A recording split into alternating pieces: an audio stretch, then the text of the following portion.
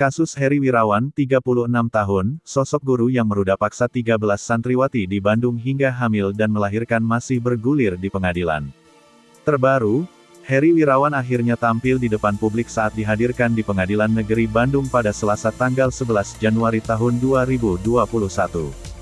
Heri datang ke PN Bandung menggunakan mobil tahanan kejaksaan sekitar pukul 9.50 waktu Indonesia Barat. Setibanya di PN Bandung, Heri langsung digiring masuk ke ruangan sidang 1 PN Bandung.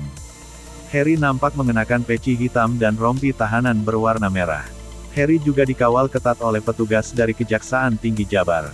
Dalam sidang kali ini, Heri bakal mendengarkan tuntutan dari Jaksa Penuntut Umum, JPU, Kejaksaan Tinggi Kejati, Jabar. Awalnya Heri akan dihadirkan di pengadilan sejak agenda keterangan saksi-saksi. Namun lantaran banyak kendala, Heri baru dihadirkan ke pengadilan saat pembacaan tuntutan.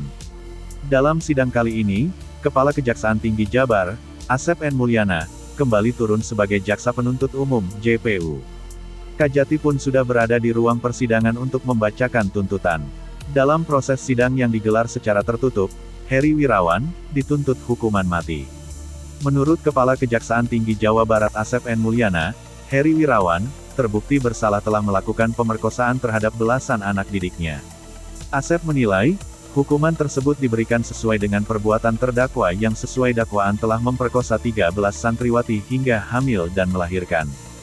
Jaksa menilai, Heri Wirawan terbukti melanggar pasal 81 ayat 1, ayat 3 dan ayat 5 JO pasal 76D, Undang-Undang Nomor 17 Tahun 2016, tentang perubahan atas Undang-Undang Nomor 23 Tahun 2002, tentang perlindungan anak JO Pasal 65 Ayat 1 KUHP, sebagaimana dakwaan pertama.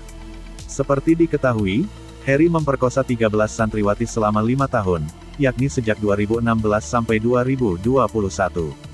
Dari perbuatan bejatnya itu, 8 diantaranya hamil dan 1 santriwati sampai hamil 2 kali, total ada 9 bayi yang lahir.